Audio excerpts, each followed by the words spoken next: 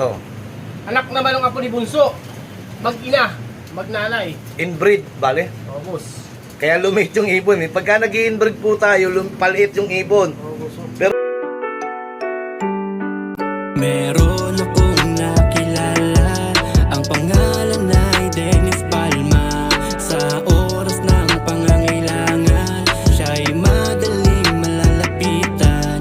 Sa mundo ng kalapatiran, ang ibon niya'y maaasahan. Kaya ang tangi kong hiling sa'yo, boss bait, palagi kang mag-iingat at palaging good health.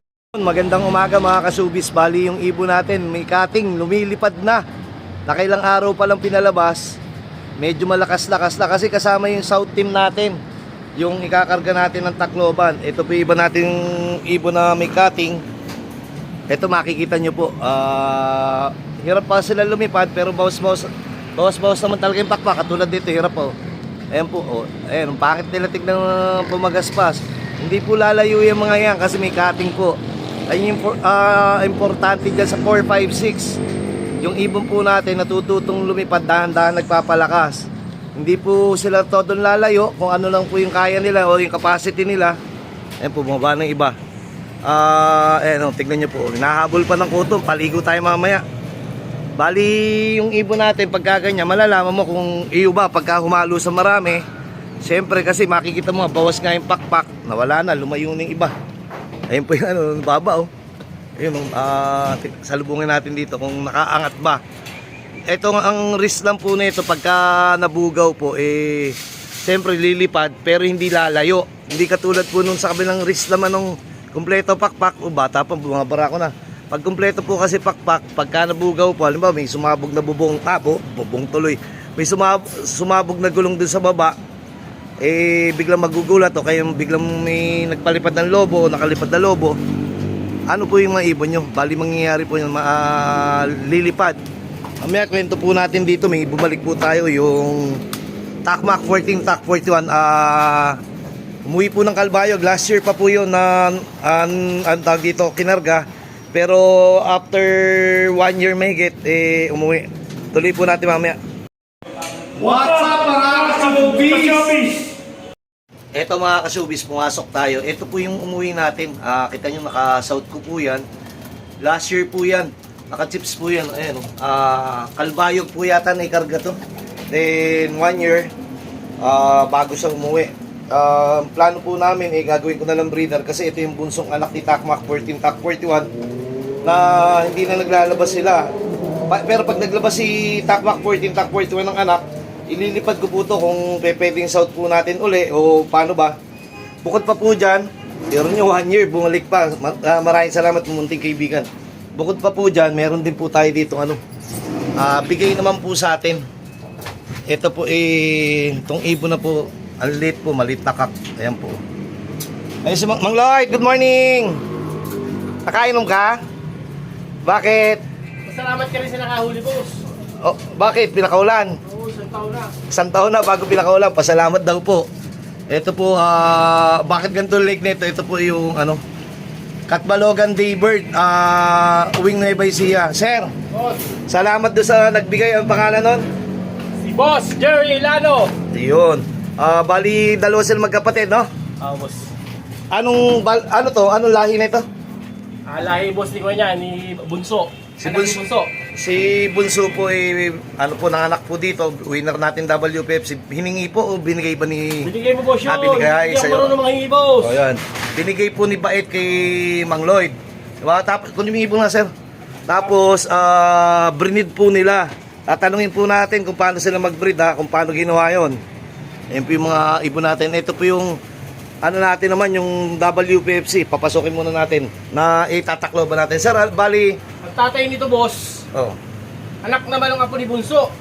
Mag-ina, magnanay. inbreed, bale? Oo, boss. Kaya lumit yung ibon eh. Pagka nag-inbreed po tayo, paliit yung ibon. Oo, boss. Pero sir, parang hindi natunawa, tigmilig. O ganun talaga yan.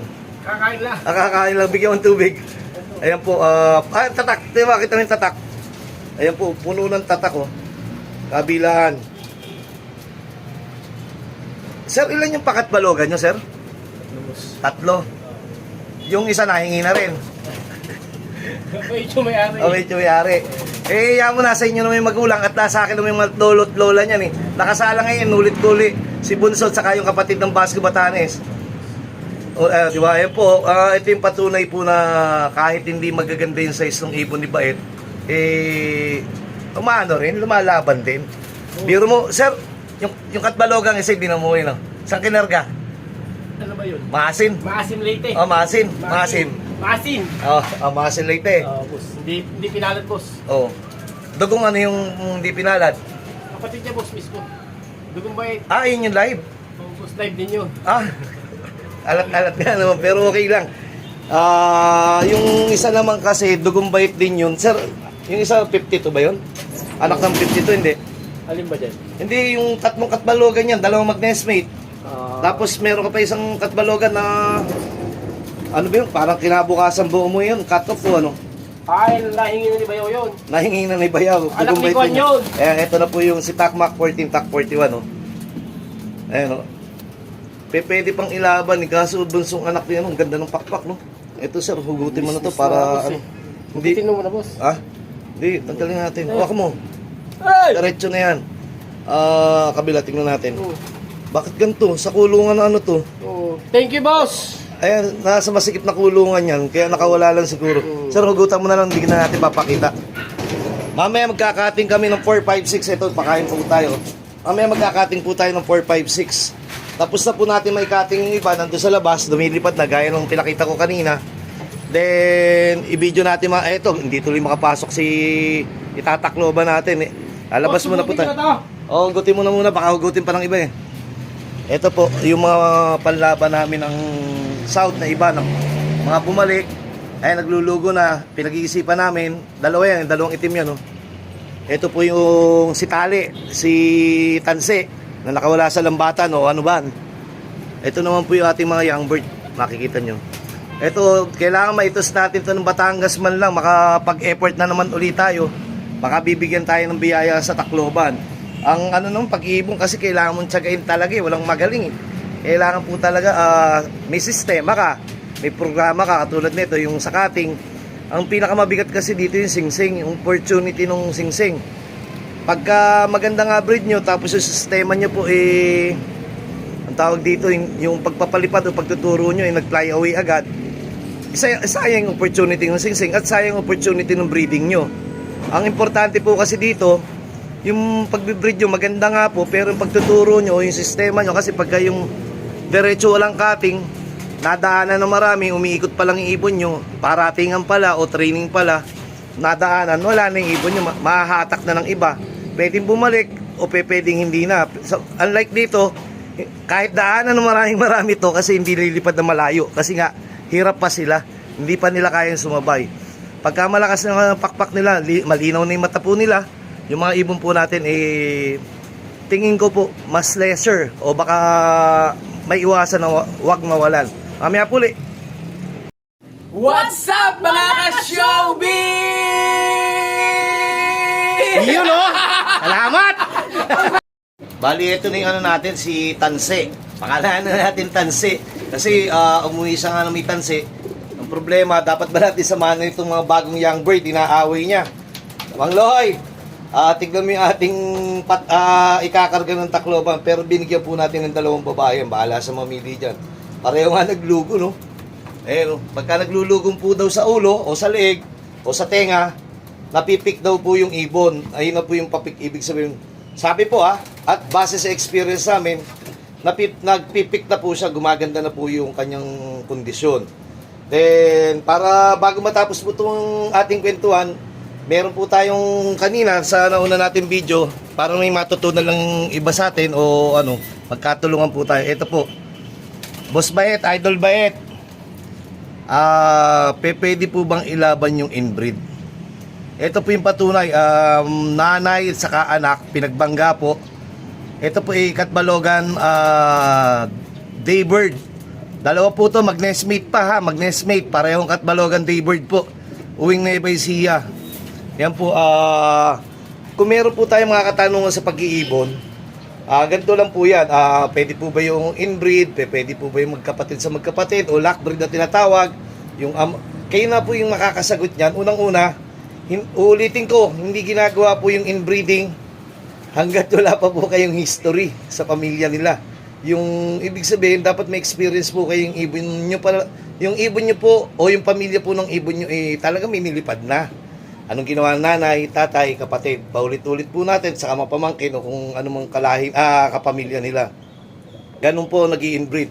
Tapos kayo po makakasagot niyan kasi hindi ko naman po alam kung anong gagamitin yung i-inbreed eh. Ito naman po, bali magulang po nun, si Bunso. Yung nanay ay magulang po niya mismo, anak po ni Bunso. Dito natin brinid sa babayan. Tapos, kano sa anak, si Bunso winner po natin. Golden Mac po yun. First overall MacArthur.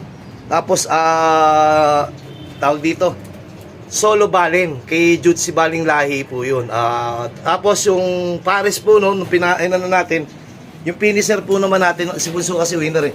Yung finisher naman po natin ng tawag dito ng NDR, ng MMFC. Ano po yun? Bali, yung ibon po yun kapatid naman po ni Daddy Basco. Kapatid ni Basco Champion. Ito naman po kanina pa natin pinakikita. Ito po bagong balik. Gaya ng sinabi ko sa kaninang video, bagong balik po to.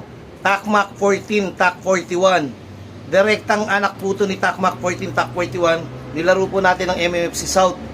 Then, yung ating pong ipapatakloban yung po si Tanse. Ang magulang po nung kapatid po mismo nito, yung overall natin ng 2022. 6 overall MMFC. Tapos multiple winner sa multiple overall sa 7 club. Ayun po yung ang nanay naman po nito, ni Tanse. Ano naman po yan? Bali nanay niya po yung overall naman po natin ng 2022 rin. Si Miss Hakot, first overall WPFC Open Local Ace Pigeon. Second overall Young Bird ng WPFC. Third overall PU Duran Young Bird. Third overall PU Duran All Bird. Then fourth overall Open OB category. Bali na 5 yung naging trophy ng nung nanay niyan. Ngayon sana hanggang dulo, hanggang Tacloban makakasama ka namin at magdala ka ng ngiti dito sa atin loob. Yun po, good luck po sa lahat. Ito po, saka na natin itong tackle. Ayan po, nagpaligo po tayo. Saka na natin tackle sa susunod natin video. Ganyan lang po, sige po.